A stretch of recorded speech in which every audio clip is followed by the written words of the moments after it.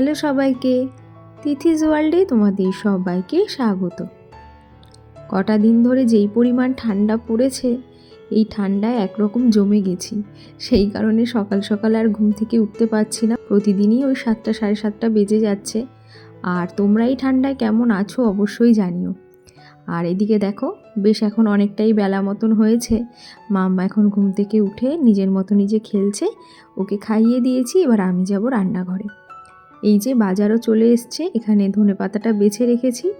আর এনেছিল পালং শাক, রসুন, বাঁধাকপি, ফুলকপি, বেগুন, কুমড়ো, আর তার সাথে এনেছে ছিম। ছিমটা এখন না প্রতিদিনই বাজারে গেলে আনছে, যার জন্য ঘরে ছিম একদম ভরে গেছিলো। কোনো দিন চচ্চড়ি, কোনো দিন বাটা, কোনো দিন ভাজা, এই করে ছিম খাচ্ছি আর কি। তো তারপরে দেখো, বাবারই এক চেনা পরিচিত, ওনাদের নিজেদের জমিতে চাষ হয় এই গাজর, বিট গাজর, শালগম, এইগুলো না সব দিয়ে গেছে আজকে।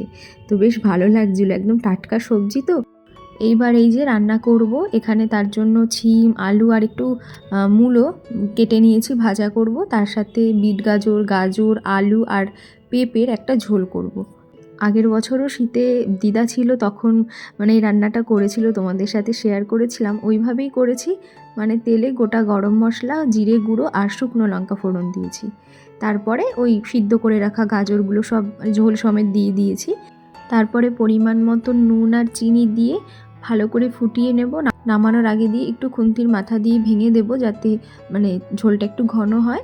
তারপরে ওপর দিয়ে ধনেপাতা ছড়িয়ে দেব। আর ধনেপাতা না থাকলে তোমরা ঘি দিয়েও নামিয়ে নিতে পারো, ভীষণ ভালো খেতে হয়। বাড়িতে যদি ছোট বাচ্চা থাকে, মানে এইভাবে তোমরা বিট গাজর খাওয়াতে পারো, তাতে খেয়েও ফেলবে, কারণ বিট গাজরটা তো একটু শক্ত হয়। তো এইভাবে ঝোল করে খাওয়ালে পরে ভালোই খাবে। তো তারপরে এখন ভাজাটা বসিয়ে দিয়েছি, আর এর সাথে একটু মূলো দিয়ে দিয়েছিলাম, একটা মূলো ছিল ঘরে, সেই কারণে ছিম আর আলুর সাথে মূলোটাও দিয়ে দিয়েছিলাম। আর এই ভাজাটার জন্য আমি একটু কালো জিরে আর 2-3টে মতন রসুন কুচিয়ে মানে ফোড়ন দিয়েছিলাম। তারপরে ভালো করে এটাকে ভেজে নেব।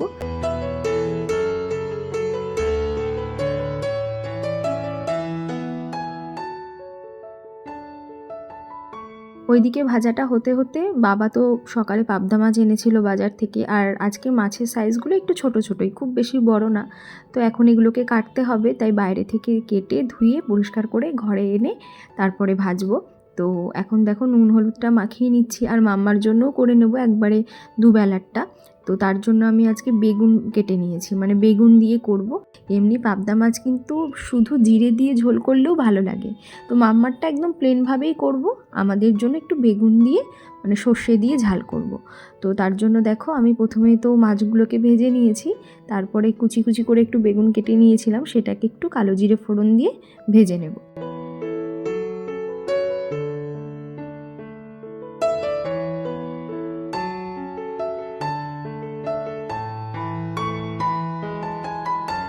আর পাবদা মাছটা আজকে সর্ষে দিয়ে করব, সেই কারণে সর্ষে, পোস্ত আর কাঁচা লঙ্কা মিক্সিতে ভালো করে পেস্ট করে না আমি ছেঁকে নিয়েছি। ছেঁকে নিলে পরে মাছের গ্রেভিটা খুব সুন্দর হয়। তো তারপরে দেখো, নুন, হলুদ, কাঁচা লঙ্কা একটু চিড়েও দিয়ে দিয়েছিলাম।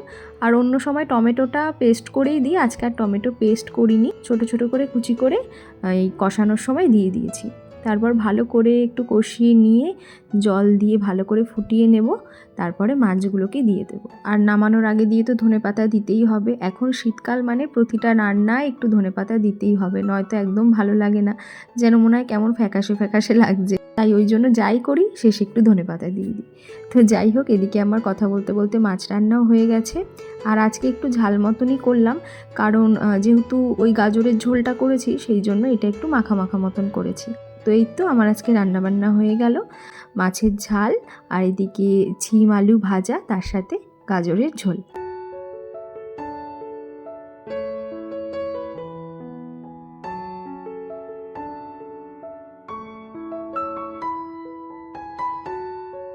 এই হচ্ছে আমাদের বাড়ির নতুন মেম্বার, মানে ওর মা প্রথম থেকে, মানে আমি বিয়ে হওয়ার পর থেকেই ওর মাকে আমরা পুন্নি বলে ডাকি। তো পুন্নি আমাদের বাড়িতেই থাকে, প্রতি বছরই মোটামুটি ওর 2-3টে করে ছানাপোনা হয় আর কি। আর এটাও কিছুদিন আগেই হয়েছে, তবে প্রচণ্ড দুষ্টু এটা, জানো তো, মানে একদম ঘর থেকে যাবে না, ওকে আগে দিতেই হবে খাবার, তারপরেই বেরোবে। আর মাম্মা আর মাম্মার বাবা মিলে ওদের দুজনকে প্রতিদিন সকালবেলা এই দুধ ভাত দেওয়ার একটা অভ্যাস করেছে। সেই কারণে যেখানেই থাকি যাই করি না কেন টাইম মতন ওদেরকে দিতেই হবে দুধ আর ভাত। তো ওইটাই ওকে দিচ্ছিল আর কি। তো তারপরে দেখো স্নান করে চলে এসেছি ঠাকুর ঘরে। আজকে একটু ঠাকুরের জন্য করব পাটিসাপটা। আমরা এখনও সেইভাবে পিঠে পুলি কিছুই খাইনি, এত ঠান্ডা পড়েছে এখন। আর এই ঠান্ডায় অন্যবারের মতন কেউ আর জমিয়ে পিঠে পুলি খাচ্ছে না, মানে দোকান থেকে কিনে এনেই সেরে ফেলছে আর কি। তো আমরাও না এইবার সেইভাবে মানে পিঠে পুলি কিছুই খাইনি। এইদিকে পৌষ মাস প্রায় শেষের দিকে। তো যাই হোক, প্রথম শুরুটা ঠাকুরকে দিয়েই করলাম। তো আজকে ঠাকুরের জন্য একটু পাটিসাপটা করব। অনেক দিন ধরেই ভাবছিলাম, জানো তো, প্রায় মানে 1 মাসের কাছাকাছি হয়ে গেছে আমি শুধু ভাবছি যে ঠাকুরকে একটু পাটিসাপটা করে দেবো। ফাইনালি আজকে সব কিছু গুছিয়ে নিয়ে ঠিক করেই নিয়েছি যে সন্ধেবেলা আজকে একটু পাটিসাপটা করে দেবো। কিন্তু বিষয়টা হলো আমি একদমই এইসব পিঠে পুলি করতে পারি না, বা অভ্যাসও নেই করার। তো ওই সবার থেকে শুনে শুনে নিয়ে আন্দাজ মতন করছি। তো সেই কারণে সকালে একটু যে দুধ কাকু আসে আর কি দুধ দিতে, তার কাছ থেকে একটু দুধ রেখেছিলাম, তো সেটাকে একটু জাল দিয়ে নিয়েছি। আর বাজার থেকে এই গুড়ের মাখা সন্দেশটা কিনে এনেছিলাম, তো সেটা এত ঝুরঝুরে ছিল, কেমন একটা লাগছিল, তাই আমি এটাকে আবার দুধ দিয়ে একটু মাখা মাখা ক্ষীরের মতন করে নিয়েছি। তো তারপরে দেখো সব কিছু আমি এখন রেডি করে রাখছি, করব সন্ধেবেলা। তো আর একটা বাটির মধ্যে দেখো আমি কিছুটা ময়দা, মানে 1 বাটির একটু কম ময়দা নিয়েছি, তার অর্ধেক দিয়েছিলাম সুজি আর সেই পরিমাণ দিয়েছিলাম চিনি। তো মানে সুজির থেকে কিছুটা কম দিয়েছিলাম চিনি। তারপরে ভালো করে ব্যাটারটাকে একদম ফেটিয়ে আমি ঢাকা দিয়ে রেখে দিয়েছি। আর কিছুটা এক্সট্রা দুধ আমি পাশে একটা বাটিতে রেখে দিয়েছিলাম, যে পরে তো এটা সুজির জন্য হয়তো একটু ঘন হয়ে যাবে, তখন যদি প্রয়োজন হয় আমি দিতে পারবো। আর একটা আলাদা বাটির মধ্যে আমি একটা মানে কাপড়ের টুকরোকে ভিজিয়ে নিয়েছিলাম, আর তার সাথে অল্প তেল, একদম সামান্য তেল আর জল মিশিয়ে রেখেছিলাম। আমার ঠাকুমাকে দেখতাম এইভাবে করতে, ওরা করতো ওই বেগুনের মাথাটা দিয়ে। তো এখন তো বেগুনের মাথা কোথাও পাবো না, সেই জন্য আমি একটা পরিষ্কার কাপড়ের টুকরোকে জল দিয়ে ভিজিয়ে মানে তেল আর জলে মিশিয়ে রেখেছি। এইভাবে করলে নাকি পিঠে ভালো ওঠে। তো দেখা যাক কি হয়।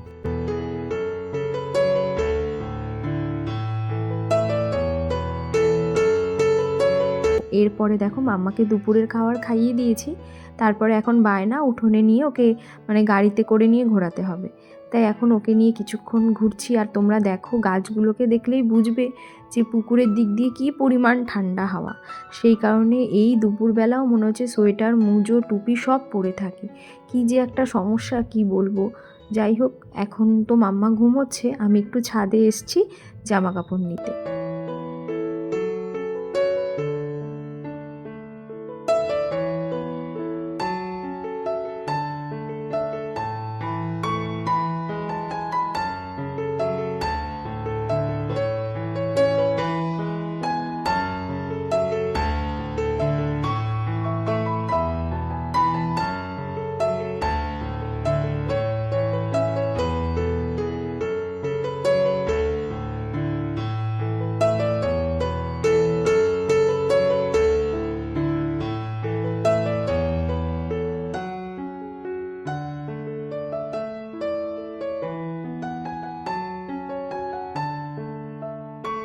সন্ধে দিয়েই চা খেয়ে মাম্মাকে খাইয়ে ঝটপট চলে এসেছি আবার রান্নাঘরে।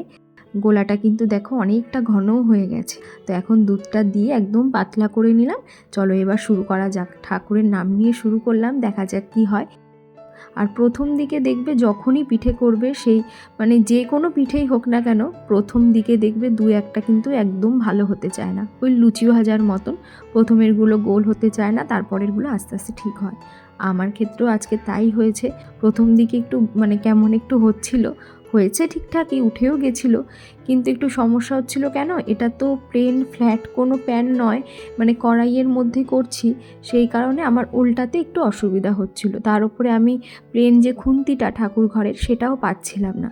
তো ওই দই কাটার যে খুন্তি মতন হয় সেটা দিয়েই চেষ্টা করছিলাম বলে একটু উল্টাতে সমস্যা হচ্ছিল, কিন্তু উল্টে গেছে। আর আমার একদম না প্রথমটা করতে গিয়ে হাত কাঁপছিল, জানি না তোমরা বুঝবে নাকি, কারণ আজকে মাকে পাকামো করে বলেছি আসতে হবে না, আমি নিজে নিজেই করব, দেখি পারি কি না।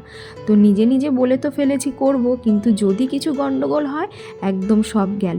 তো ওই কারণে একটু ভয় লাগছিল, কিন্তু ফাইনালি ঠাকুরের আশীর্বাদে হয়ে গেছে। তো দেখো প্রথমটা একটু গন্ডগোল হয়েছিল, মানে উঠতে একটু অসুবিধা হচ্ছিল, কিন্তু ভাঙেও নি ফাটেও নি, একদম পারফেক্ট কিন্তু উঠেছে। তো এবার একটু সাহস পেয়ে গেছি, বাকিটা এবার করে ফেলতে পারবো।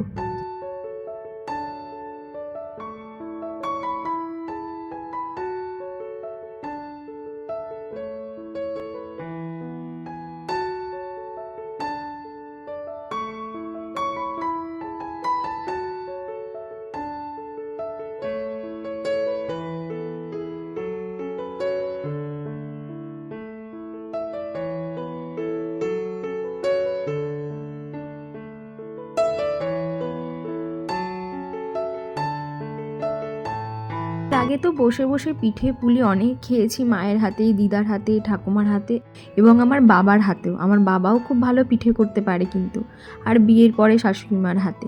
তো নিজে সেইভাবে কিছুই করিনি, ওই মায়ের সাথে সাথে হাতে হাতে যখন করেছি। তবে পাটিসাপটা এর আগের বছর বা তার আগের বছর একবার করেছিলাম, তো এরকমই মোটামুটি হয়েছিল ঠিকঠাক, কিন্তু পরিমাণ কতটা কি লাগবে সবটাই নিজে নিজে আজকে করেছি, তো তাই বুঝে উঠতে পারছিলাম না যে ঠিক হবে কি না। আর জানো তো অদ্ভুত ব্যাপারটা কি, ঠাকুরের জন্য যখন এই পাটিসাপটাটা করছি, তোমরা তো দেখলেই প্রথম থেকে আমি একটা আন্দাজ মতনই সব মাপ নিচ্ছিলাম, আর পিঠে করার সময় দেখলাম আমাদের ঠাকুরের 6টা বাটা ঠিক একদম 6টা পিঠেই হয়েছে, একটুও বেশি ছিল না যে আমি আরও একটা এক্সট্রা করব। তো আমি ওটাই ভাবছিলাম, কোনো আন্দাজ করিনি, কিন্তু একদম যে ঠিকঠাক হয়েছে। দেখো বেশি হলে তো কোনো সমস্যা হতো না, কিন্তু কম হয়ে গেলে হতো সমস্যা। যাই হোক, সবই ঠাকুরের ইচ্ছা। তো একদম গরম গরম তো দিতে পারি না, এখন একটু ঠান্ডা হয়েছে, তো ঠাকুরের বাটাটা একটু সুন্দর করে আজকে সাজিয়ে দিয়েছি, এখন ঠাকুরকে নিবেদন করব।